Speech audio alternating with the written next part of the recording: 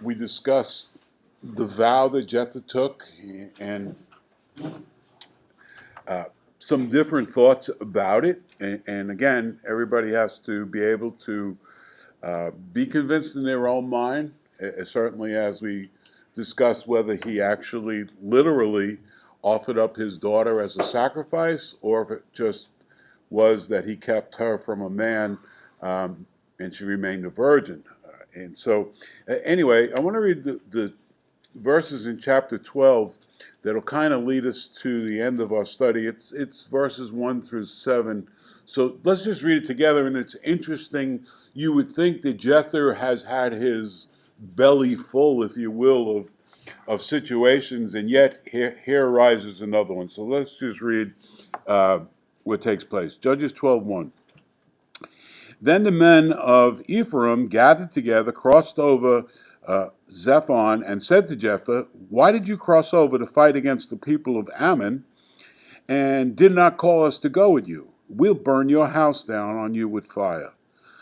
Jephthah said to them, "My people and I were in a great struggle with the people of Ammon, and when I called you, you did not deliver me out of their hands.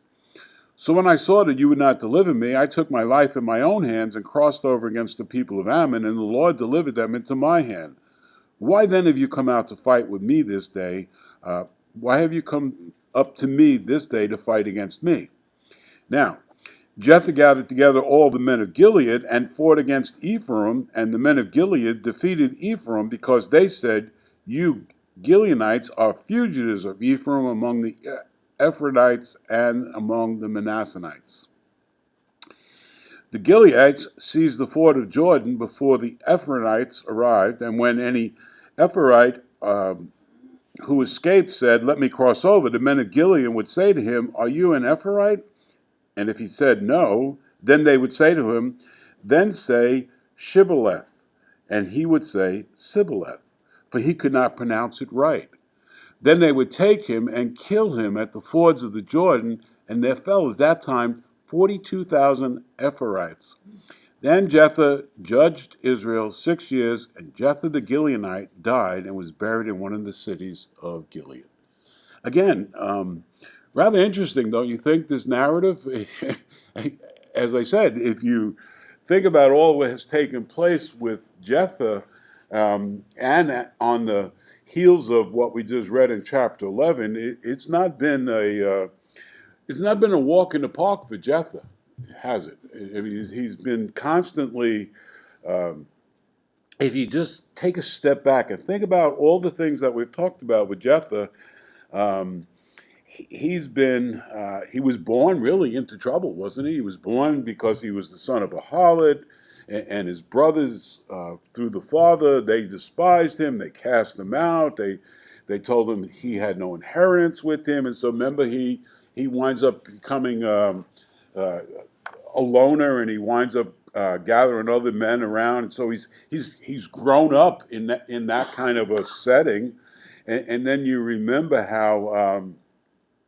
At the at the time when his brothers needed help, remember they went out to Gilead, I mean to Jephthah, and they said, "Okay, we want you to be captain over us." And Jephthah said, "Well, what are you doing? You threw me out. Now you want me back?" And then remember he asked them, "If I win, will you allow me to lead over you?" And of course they said yes.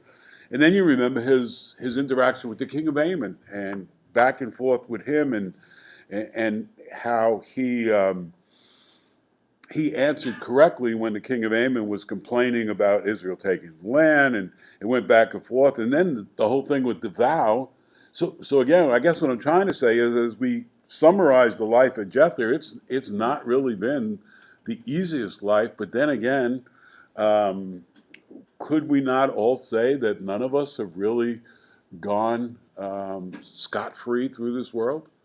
That's something that I think we all have to consider. Sometimes it seems subdued, and other times it seems really pointed in our lives. And I think if we could take a step back and see the flow of our life, that we would be a lot more like Jephthah than we might think. That we've kind of had troubles come here and there, and We've had to have battles, sometimes internal battles, sometimes external battles. We've been rejected. We've been called upon to do certain things. Anyway, I guess my whole point is, as we come to the end of the story of Jephthah, you'd almost want to think, well, Jephthah's had enough. Why can't he just kind of ease his way down the path and retirement? But in that sense, him being called by God, there really is no retirement. So let's think about a couple of the things that they do. So it says in the opening verses that the people from from Ephraim, the tribe of Ephraim, they're upset. Isn't that interesting that they're upset? And so they say to Jephthah in verse 1, why did you go out and fight and you didn't call us? And you got to begin to think about that a little bit. At least I began to think about it a little bit. I mean, what's behind all this? What are they complaining about? I mean, what's their real issue? Is their real issue that they weren't called upon, or what do you think is behind this when they say, why didn't you call us? And not only that, but listen, listen to what they say to him. You didn't call us, and now we're going to burn your house down with fire. Isn't that great? What wonderful tribesmen they are. And just so that everybody understands, this has been my last crazy map of Israel for a little while anyway. And again, Egypt, Jericho, northern tribes, southern tribes, and then the Jordan runs something like that, right? The reason why I'm doing this is because Ephraim was basically down here. I'll just abbreviate that, okay? And Jephthah is basically fighting northeast of them. So he's up here, and the real issue is on this side of the Jordan. It's on the east side of Jordan. You got the Amorites and you got the Moabites. So Ephraim is down here, and they're complaining that Jephthah had this battle up here, and it spilled out on both sides of Jordan. They're complaining down there that they weren't asked to go help him fight, and now they're going to take vengeance on him, and they're going to burn his house down on fire. Everybody needs relatives like that. Some of us might have relatives like that. I don't know. So there's their complaint, and what do you think's behind it? Why would they be all up in a thither that Jephthah's fighting this battle? Basically, the battle's far away from them. Why would they be upset, brother? Same issue as from the very beginning, pride on Ephraim's part. Pride on Ephraim's part. They've done this before, by the way. I want you to go back, just look in Judges chapter 8 a minute. Go back to Judges chapter 8, because that's exactly right. I mean, this is not the first time that they've done something like this where they've complained about something that really they shouldn't have complained about. Look at Judges chapter 8 in the first verse. Look what it says. It says, now the men of Ephraim said to him, this is Gideon. They said to Gideon, why have you done this and not calling us when you went to fight against the Midianites? And they reprimanded him sharply. So he said to them, what have I done in comparison with you? Is not the gleaning of the grapes of Ephraim better than the vintage of Abiezer? God has delivered into your hands the princes of Midian. So there's another instance where this tribe is kind of accustomed to complaining, but they're accustomed to complaining after the fact rather than before the fact, right? And that's pretty interesting. And we could go back all the way to, let's look at it just because we're ending our study of Jephthah. Go back to Joshua for a minute. Remember we went through the book of Joshua? Well, look in Joshua chapter 17. I'm trying to build a case for us to think about as far as the tribe of Ephraim, and it's not a pretty case, but nevertheless, that they were the kind of tribe that just seemed to always be complaining. And so, as you read through in the Joshua chapter 17, um,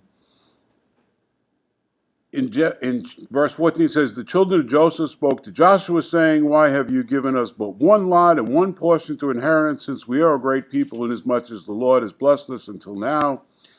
And what I wanted you to see is that the tribe of Ephraim is always complaining, and they are always wanting more and more and more. That verse 17, Joshua spoke to the house of Joseph, to Ephraim and Manasseh, saying, you are a great people, and you have great power. You shall not only have one lot. So basically, if you read through this chapter, the tribe of Ephraim, they want more and more and more. They want this, they want that. They are basically a complaining group of people.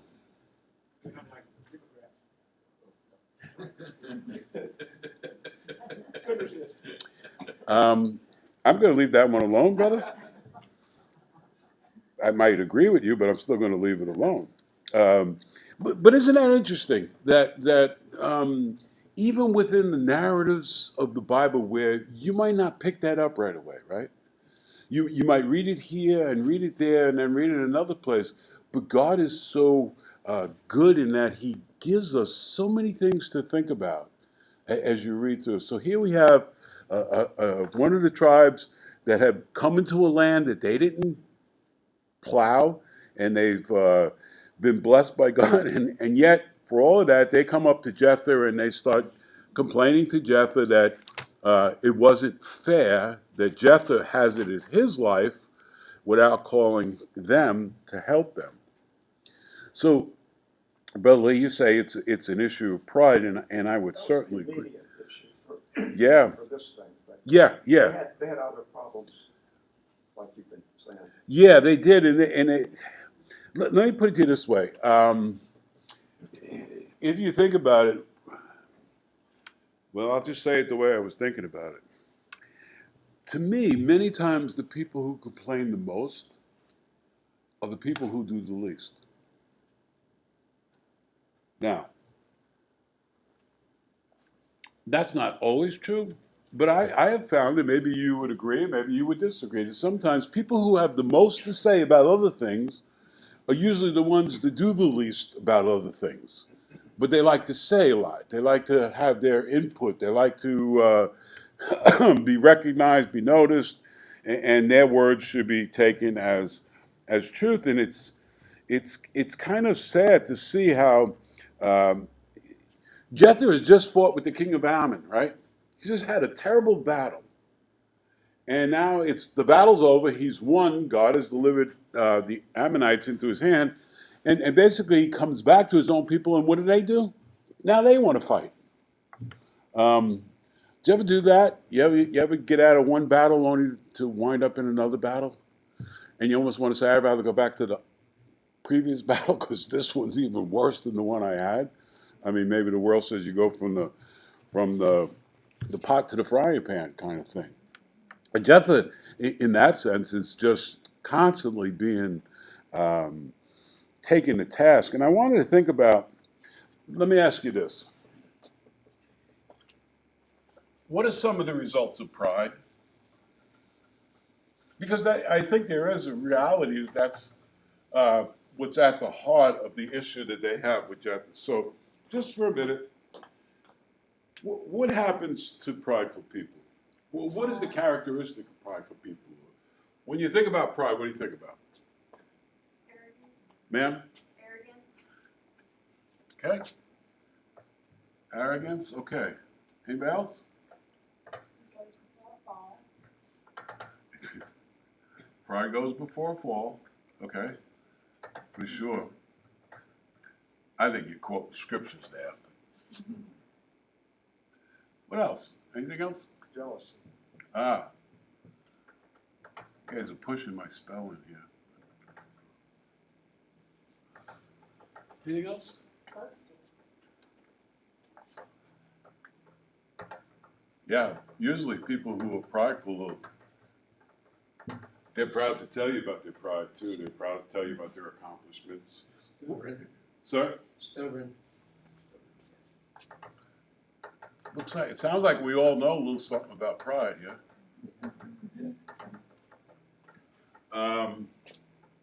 Would you say this works, strife? Usually when there's pride, there's strife, because usually the person who's proud kind of stirs up things. And I kind of want to look at a couple of proverbs and a couple of different things about pride, because is anyone here so prideful that they don't have any pride? Does anybody want to tell us how humble they really are? It's hard. It is hard. That was Brother Lee, by the way. We will pray They for wrote you. a song about that. We will pray for you, brother. But really, we all deal with pride. There isn't one of us here that doesn't have that as a constant enemy, right? And some people don't even care whether they have pride or not. It's just the way they are. But there are a lot of things that come out of it, and as you'll see, and as we read through this, this winds up turning into 42,000 men from the tribe of Ephraim being killed. So this is no small thing. It wasn't like they just had a 2-minute discussion and then they went their way. This led into another battle, and there was some great results. So I want to look at a couple of scriptures, and some of them you might be familiar, but go to the book of Proverbs just for a minute, because again, I think we could all use a little bit of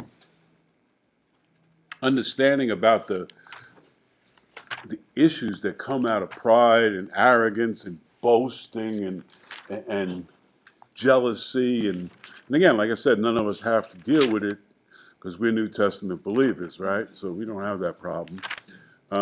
So in Proverbs chapter 17, just look at a couple of verses about this whole idea of pride and what it does and how it stirs up strife. And in Proverbs 17, in verse 14, it says this: "The beginning of strife is like releasing water. Therefore, stop contention before a quarrel starts." The beginning of strife is like releasing water. That's interesting, right? I am not the best handyman in the world. But I'll tell you one thing I don't like to well, there's two things I don't like to mess with: electricity and water. Because to me, I've gone through rolls and rolls of tape trying to put things together, PVC piping and whatnot. I've glued them together, and it's always amazed me, no matter what I do, I come back and there's the drip, drip, drip, right? So what do? I get another roll of tape, I get another bottle of glue, and I go around again. But if you think about it, that's something to consider, that the beginning of strife is like releasing water. Therefore, stop it before the quarrel starts. Stop it before it starts, because once the hole is in the dam, it's kind of hard to plug it up. Again, not that.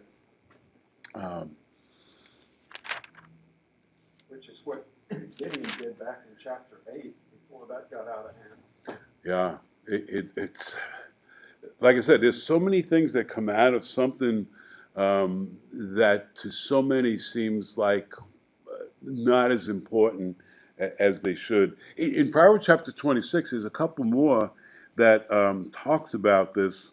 And so let's just look at it. In Proverbs chapter 26, a couple more verses that deal with this whole idea, because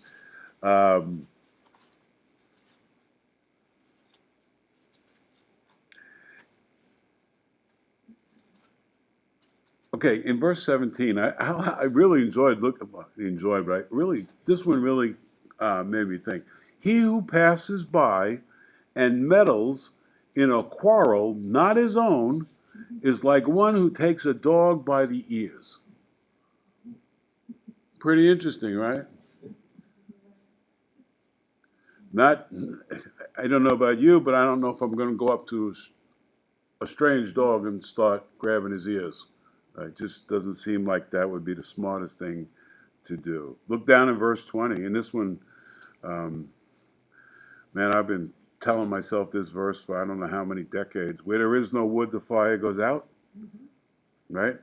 And where there is no talebearer, strife ceases. And then look at verse 21. As charcoal is to burning coals and wood on fire, so is a contentious man to kindle strife.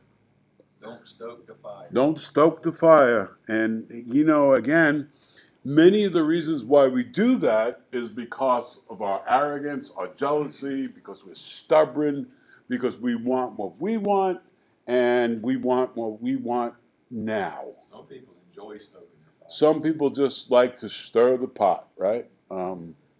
I've been known to stir a pot from time to time.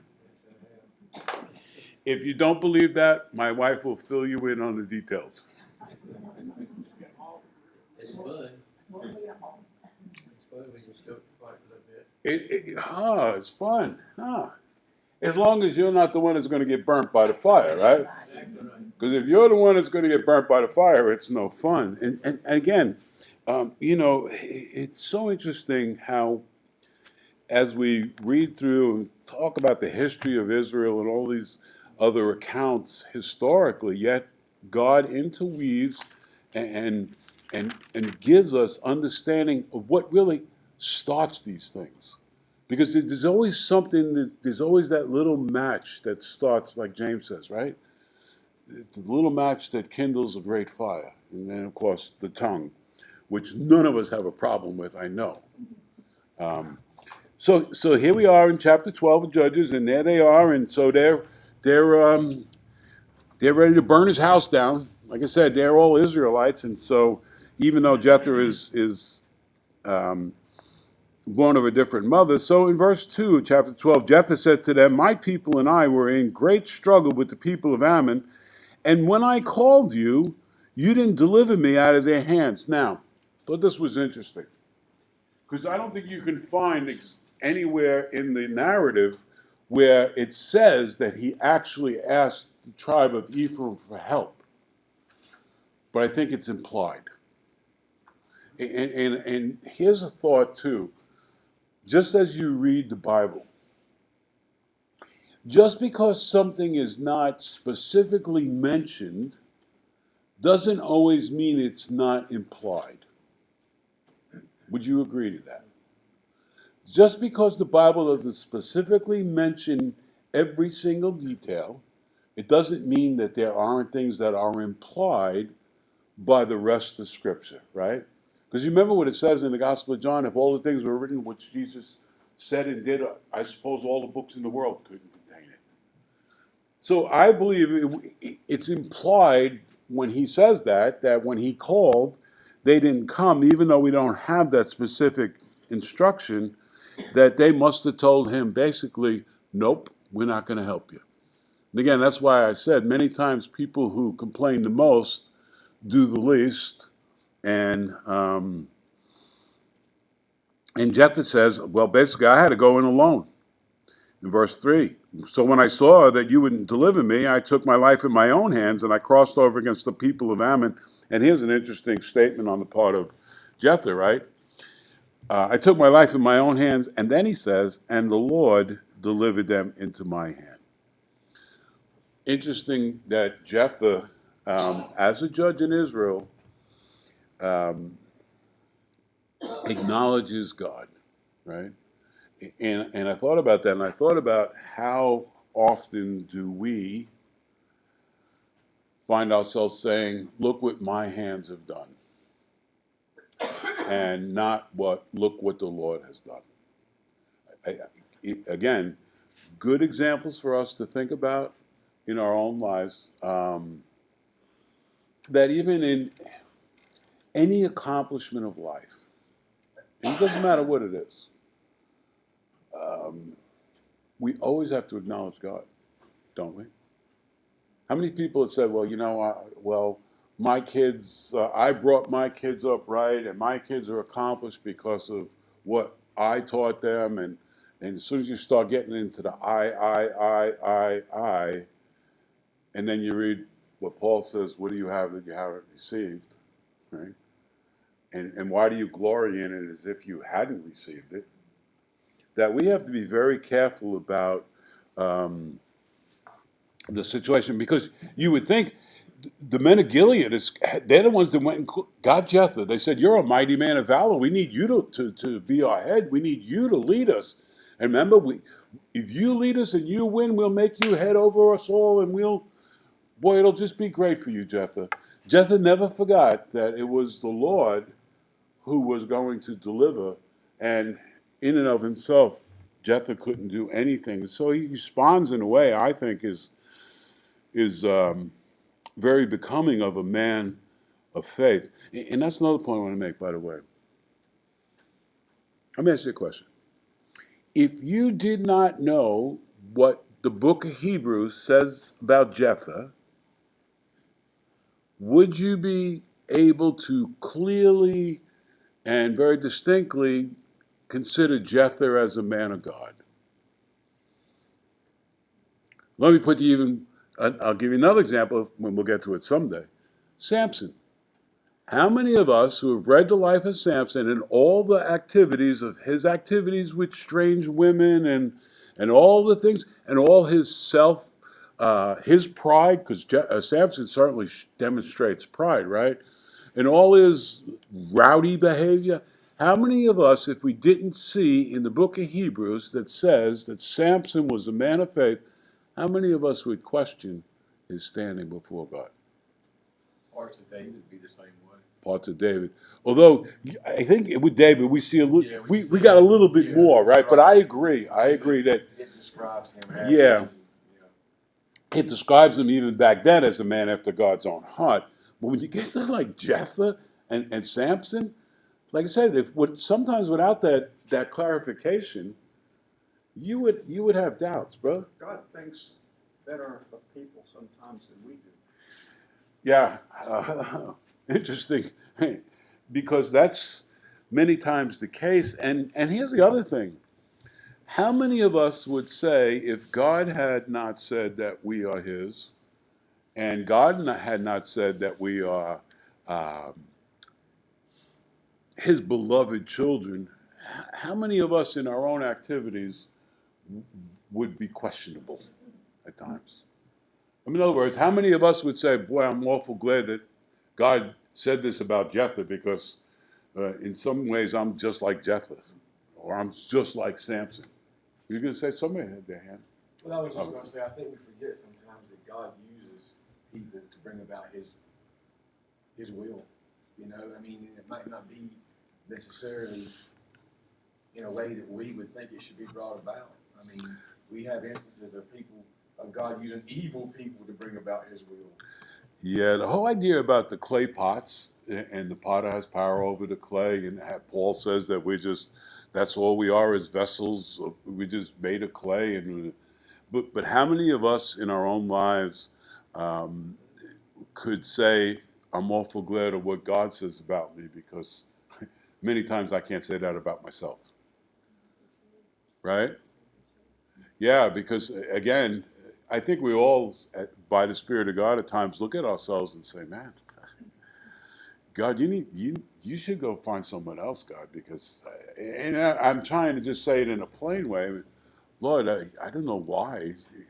Why me? I mean, there's so many better examples out there. And again, that helps to mitigate against pride and arrogance of saying, look what my hands have done. I've seen that in ministries, haven't you?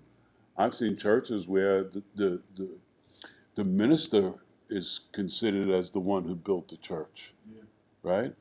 And then that pride just stays and stays, and they might even get bigger and bigger and bigger. But how many times have we seen those who pronounce themselves that way, they crash and burn, and then it brings great reproach, right?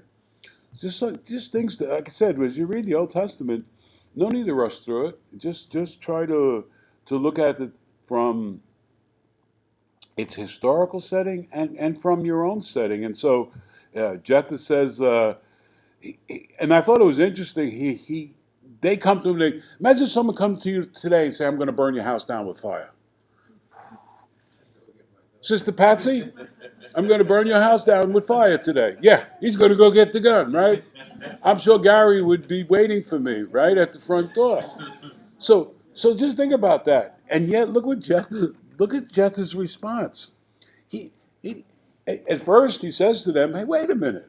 Where were you when I needed you? Now all of a sudden you want to come against me?" And so I thought that Jephthah has some restraint in this, because if someone came to my house this afternoon and said, "I'm going to burn your house down with fire," I'm going to punch him in the nose. You bigger than that, so I'm gonna pull up my gun. I'm sure many people would pull out a gun. Unfortunately, I don't own a gun, so I'd get the axe probably. I got it sitting right there in the garage if I need it. But anyway, Jephthah answers them, and at first he kind of answers them in a very graceful way. But it's going to lead into, like I said, we read in the Proverbs, you let the water out, and you never know where it's going to stop. So, verse 4, Jephthah gathered together all the men of Gilead, and they fought against Ephraim, and the men of Gilead defeated Ephraim, because not only did Ephraim say, "Why didn't you call us?" Now they're going to throw more wood on the fire, and they're going to make fun of the Gileadites. Ain't that interesting? You Gileadites, you're just a bunch of fugitives. See, they really thought, well, the map's gone, but they really thought that they were special too. And that's another result of pride, right? You become the special people. It's like the people who ride on the shoulder when you're in traffic. You know those special VIP people that believe that the shoulder was made for them? And tell me that doesn't infuriate you when you see that. When that guy, and he knows that traffic's going nowhere, and he's going to ride that shoulder. Isn't he just so special? And how many times and I've done it, how many times do you want to just edge your car a little bit on his shoulder so he can't go past you? It really works well when you're in an 18. It does, brother, and I've done that. I just assumed he got bit by a rattlesnake that's going to the Oh, hospital. is that what it is, brother? Yes. Well, that's thinking good of him. Not to think that way. I used to do that, Dan, I used to do that on the George Washington Bridge in New York, and I would get in the middle until one day I did it, and I must have really infuriated the guy behind me, because he chased me and chased me and chased me, and he was flying birds in my direction and all kinds of It's things. not always a good thing, but you can persuade people to do it. Oh, yeah. At least for a time. So- When we were traveling and have an accident way up there, how people know that's going into one lane, Mm-hmm. two truckers will get side by side. Yes. Oh, yeah. Yep. They get side by side until they get up to where it is, and then one goes. Yep. And I'm saying, good. Yeah, no, but I guess my point is, so the men of Ephraim, they're going to make fun of Gilead, and the men of Gilead are the ones who went out and fought the battle and hazarded their own life. Isn't that crazy? And then it's so wrong on so many levels. So anyway, they call them a bunch of fugitives, and then it says in verse 5, the Gileadites seized the fords of the Jordan before the Ephraimites arrived.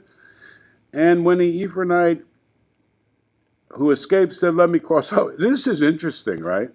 They say, Are you an Ephraimite? And if he said no, look at verse 6.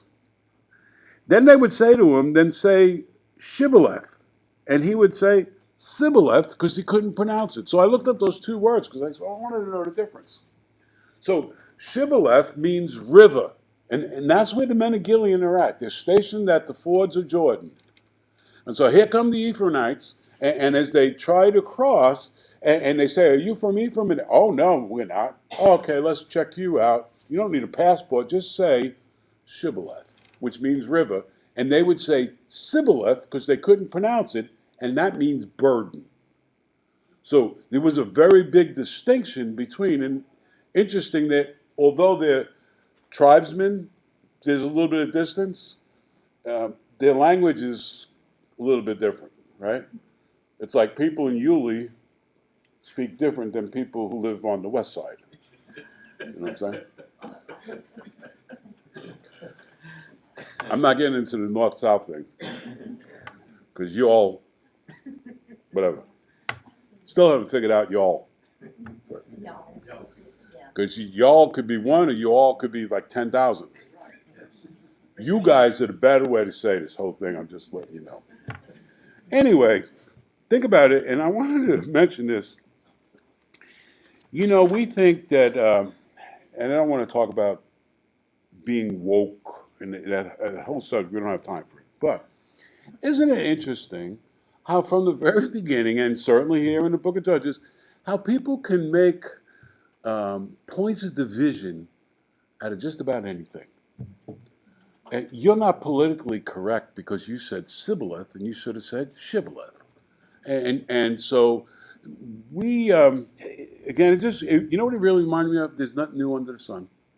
People have been using differences since the beginning of time to be prejudiced, to be discriminatory, to separation, and again, we do it in our day, and we're really good at it today, if you think about it.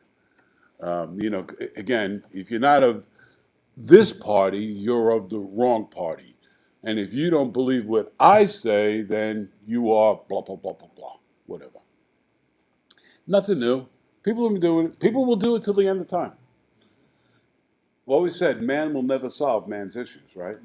Because man's issues are really issues of the heart. They're not really, external is the result of what goes on. That's what James says. Where do wars come from? It's because what's going on inside your soul.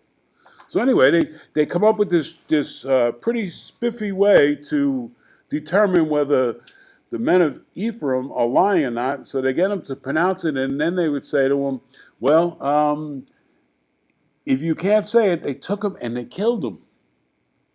Again, it was a pretty dangerous situation. I'm sure they tried to pronounce it right, and they couldn't. And it says they killed 42,000. Now, I don't know if that means 42,000 in one battle. I got a thought that this battle was an extended period of time, because these are the Ephraimites that have escaped the main battle, and now they're trying to cross over to Jordan to get out of the heat of the battle. And the men of Gilead, who must have been smart fighters, they set up their little post to snag these guys. They were like acting almost like border control. As they were coming across the river, say this. If they didn't say it, they would kill them. I believe this must have went on for a while. And again, like I said to you, Jethro's had his hands full. I told you what I thought. I thought he actually sacrificed his daughter. And that must have took some steam out of him, wouldn't you think? Besides, if you think about it, I don't think Jethro was a very tender, soft man.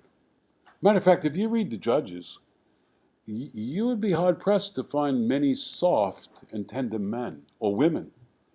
I don't believe we've already read through, even in the book of Joshua, in the book of Judges, some of the women, very tender woman. She drives a nail through the king's head. Another very tender woman, she drops a millstone down on the king's head from the tower. These people were, I'm trying to think of the right word. They were rough. Many of them were godly people, but just think about this, and just as my thought, godly people don't always have to be the most tenderest kind of people outwardly. How many of us think John the Baptist? That dude's eating locusts in the middle of the desert, and he's wearing rough clothes. Didn't he sweat? It's got to be hot out there sometimes. I guess what I'm trying to say is, as Jethro is a good example of many things, so this whole situation with Jethro has been a good example of so many different things that you and I can consider and should consider as we go forward. And that pretty much sums up what I wanted to say about Jethro. So next week, and I'll announce it this morning, here's what we're going to do with the God who's there. Brother Mike and I are going to teach it together. And what we're going to do is I'm going to have some opening thoughts next week, And then the following week, Brother Mike will take chapter 1, and I'll come back take chapter 2, and it's 14 different chapters. So we're going to alternate and maybe take 2 weeks for a chapter. But if you wanted to, and if you have the book, and I'll have more next week if you don't and you want one, read chapter 1 at least, which is the opening chapter, and it has to do with creation, because I think it'll help, because we want to make the study interactive. So if you'd like to do that, that would be great. Okay, let's close with a word of prayer.